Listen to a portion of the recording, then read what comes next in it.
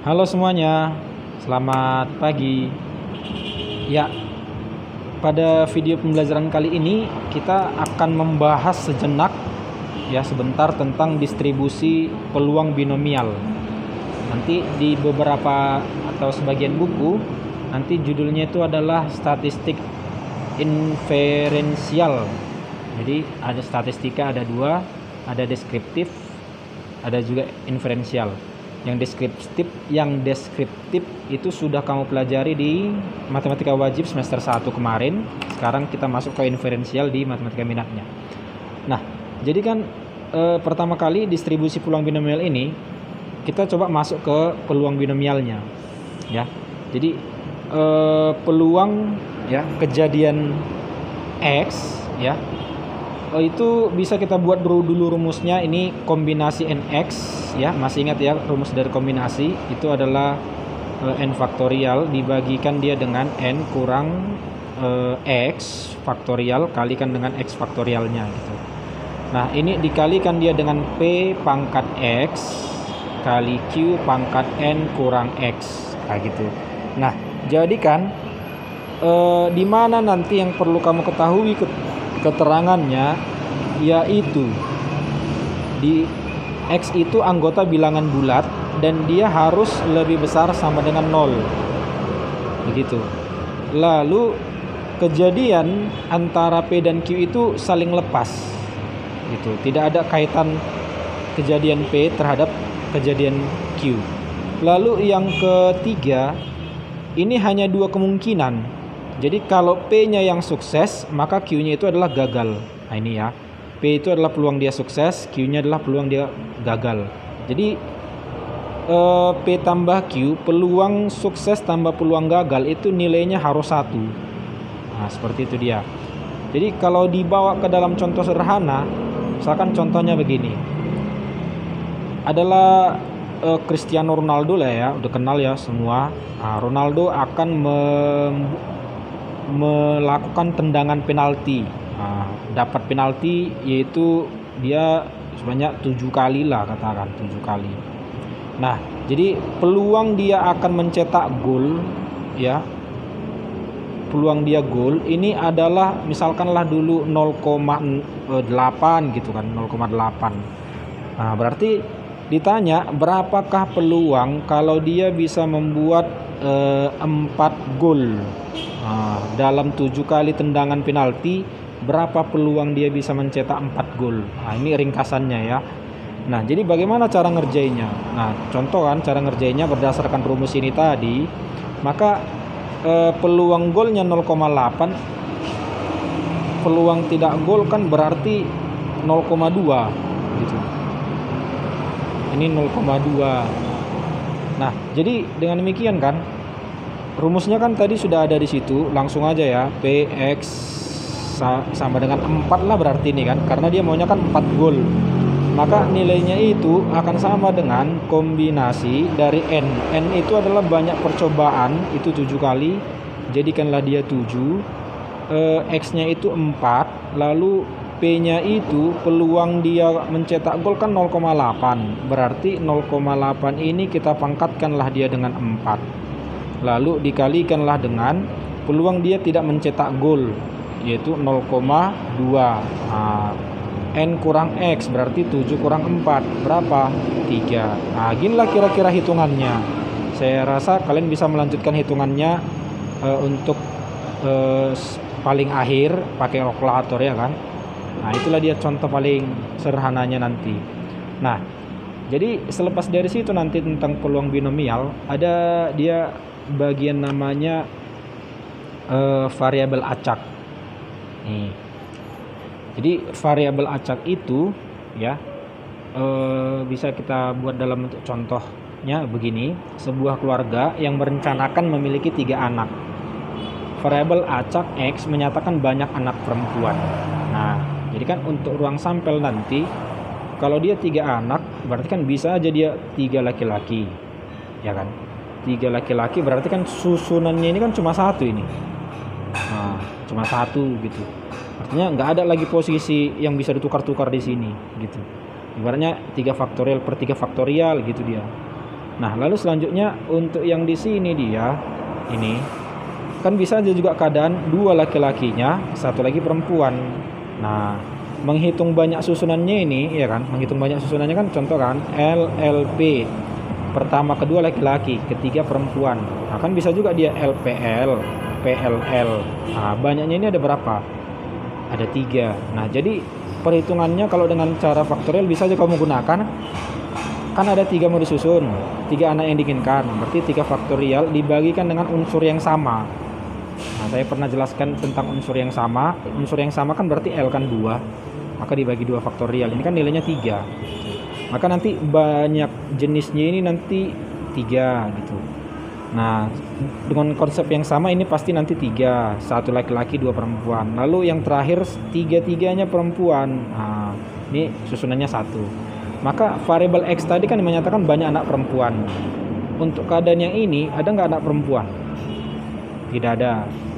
Ini ada nggak anak perempuan? Ada. Berapa? 1. Ini ada nggak anak perempuan? Ada. Berapa? 2. Gitu. Ini ada nggak anak perempuan? Ada. Berapa? 3. Nah, gitu dia kira-kira arti daripada variabel acak. Nah, gitu ya.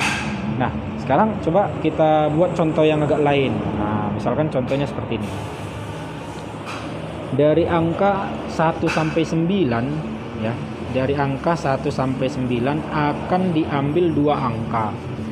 Nah, variabel acak X menyatakan banyaknya bilangan ganjil. Maka kan ruang sampel kan yang diambil kan cuma 2. Kalau yang diambil cuma 2, maka kan pilihannya bisa aja dua-duanya itu ganjil. Bisa aja dua-duanya genap. Lalu bisa aja dia 1 ganjil 1 genap. Ini susunannya cuma 1, ini juga cuma 1, tapi susunannya ini nanti ada 2 gitu. Artinya 2 dari mana 2? Ganjil genap, kan bisa juga genap ganjil kan gitu kan susunannya. Makanya dia 2 gitu ya. Maka variabel X tadi kan menyatakan banyaknya bilangan ganjil. Berapa ganjil yang di sini? 2. Berapa ganjil yang di sini? 1. Ganjil yang di sini nggak ada, berarti dia 0 gitu. Oke ya, itu dia contoh yang kedua dari variabel acak. Nah, sekarang kita lanjutkan ke bagaimana cara menghitung distribusi probabilitas ya. Probabilitas ya. Probabilitas itu sama artinya dengan peluang. Peluang itu sama artinya dengan kemungkinan. Probably itu dalam bahasa Inggris artinya maybe, yang artinya juga mungkin gitu. Jadi dia peluang gitu ya. Probabilitas itu adalah peluang. Maka saya ambil contohnya dari buku paket halaman 197 bagian A nomor 2, matematika peminatan. Nah, tuliskan distribusi probabilitas atau peluang untuk keluarga yang merencanakan 6 anak dengan X menyatakan banyak anak perempuan. Gitu ya. Nah, berarti kita buat dulu ruang sampelnya seperti tadi. Nah, ruang sampelnya kan bisa saja laki-lakinya ada 6. Anak pertama, seterusnya sampai ke anak ke-6, laki-lakinya 6 gitu. Nah, lalu bisa aja 5 laki-laki, 1 perempuan. 4 laki-laki, 2 perempuan, 3 laki-laki, 3 perempuan, 2 laki-laki, 4 perempuan, ya kan? Lalu sampai nanti dia yang terakhir yaitu semuanya dia perempuan gitu.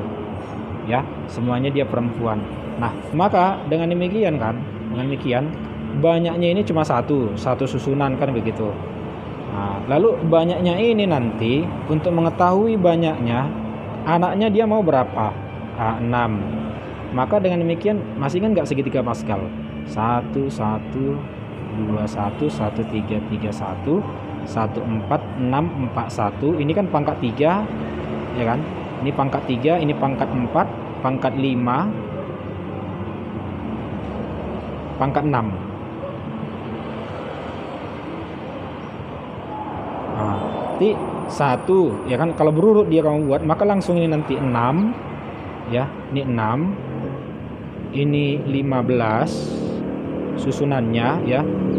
Ini susunannya nanti 20, ini susunannya nanti 15. Ini susunannya 6, yang terakhir nanti ini susunannya 1. Nah, itu ya kalau kamu mengarahkan ke segitiga Pascal. Nah, dengan cara menghitung kaidah konsep susunan juga bisa tanpa harus pakai ini gitu, memahaminya.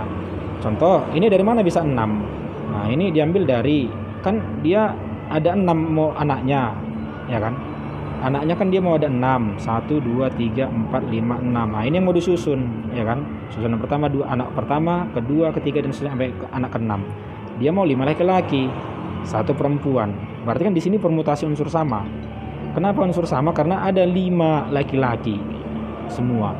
Maka kan 6 faktorial dibagikan dengan 5 faktorial. Ini kan nanti hasilnya 6 ini. Nah, makanya dia ini saya tulis dia 6 sama dengan cara segitiga Pascal tadi. Atau bisa juga gini. Yang ini coba kita ambil ini 3 laki-laki 3 perempuan kan. Dari mana dia 20? Oh, berarti 6 faktorial dibagi unsur yang sama kan 3 faktorial 3 faktorial. Berarti 6 kali 5 kali 4 kali 3 faktorial per 3 faktorial kali 3 faktorial. 3 faktorialnya habis, 3 faktorial itu 6, 4 kali 5 adalah 20, kayak gitu. Ya. Oke, itu dia berdasarkan susunannya 1, 6 dan seterusnya. Nah, jadi kan kalau diarahkan ke dalam pendistribusian peluangnya, kita sajikan dalam bentuk tabel. Ini tabel distribusi probabilitasnya. Nah, X-nya mulai dari 0, 1 sampai 6. Nah, 0 itu berarti dia nggak memiliki anak gitu, ya. Nah, 0, 1, 2, 3, 4, 5, 6 ini diambil dari variabel X tadi yang di sini. Gitu, ya. Nah, jadi dari mana ini 1/64 ya. Ini 1/64 inilah tadi. Makanya gunanya kita cari berapa banyak jenis susunannya. Cuma 1 gitu. Ini 6 yang kedua kan. Yang kedua kan 6, yang tadi 15, 20, 15, 6, 1. Nah, dia diambil dari sini gitu. Ya. Nah, dari mana kita tahu 64? Ya kan? Dari mana kita tahu dia 64? Pasti nanti jumlahnya ini, banyaknya ruang sampel ini pasti 64. 1 tambah 6, 7. Tambah 15, 22. Tambah 20, 42. 42 tambah 15, 57. Tambah 6, 63. Tambah 1, 64. Nah, gitu dia. Atau ingat aja, biasanya nanti dia 2 pangkatkan dia dengan N. Nah, dia mau berapa? Dia mau 6, berarti 2 pangkat 6. 2 pangkat 6 berapa? 64 ya kan? Nah, gitu dia. Nah, jadi inilah sajian tabel distribusi probabilitasnya. Nah, selanjutnya ini lanjutan lagi. Siapa tahu lebih lanjut ditanyakan sama soal, yaitu rata-rata atau min. Ini dibaca mu. Nah, bacanya mu. Jadi mu itu dirumuskan dia dengan sigma dari I mulai dari 1 sampai dia N. XI kali FXI. Supaya lebih mengerti apa artinya ini, rumusnya ini. Nah, perhatikan. Nah, ini kan mu. Maka mu sama dengan 0. Ibaratnya ini 0 kali 1/64 begini. Lalu tambah 1 kali 6/64 gitu. Jadi dari tabel itu tadi diambil. Lalu tambah 2 kali 15/64, seterusnya 3 kali 20, ya 3 kali 20/64, begitu seterusnya sampai terakhir nanti 6 kali 1/64 gitu. Maka nanti kalau kau hitung ini semua, kamu jumlahkan, maka nanti dapat dia 3. Nah, arti mu-nya itu, arti rata-ratanya itu bahwa akan diperoleh dia rata-rata anak perempuan itu pasti 3 gitu. Kira-kira seperti itu dia definisi daripada rata-ratanya. Ya. Oke, habis rata-rata nanti mau ditanyakan juga pada soal yaitu ragam. Nah, jadi untuk menghitung ragam ya. Ragam itu adalah bisa juga dikatakan sebagai varians. Disimbolkan dia dengan tau kuadrat ya. Nah, jadi tau kuadrat itu rumusnya ini. Nah, supaya lebih mengerti mencari rumus tau ya, ragam atau varians, itu caranya adalah 0 dikurang. Nah, jadi angka-angka yang ada di sini 0 dikurangkan dia dengan 3. 3 ini dari mana? 3 ini itulah dia mu-nya gitu. Ya. Nah, jadi 1 dari mana? Ini pokoknya berurut dia. Nah, ini 1/64 dikalikan lah kan, kali 1/64. Lalu 1 kurang 3 yang kedua kan. 1 kurangkan dia dengan 3 ini, kalikan dia dengan 6/64. Nah, demikian seterusnya sampai nanti terakhir 6 kurang 3 pangkat 2 kali 1/64. Nah, nanti kalau kamu hitung dia pakai kalkulator, ini adalah 1,453. Oke, itu dulu materi kita tentang diluan distribusi peluang binomial. Oke ya, sekianlah dulu video pembelajaran dari saya, semoga bermanfaat. Selamat pagi, terima kasih.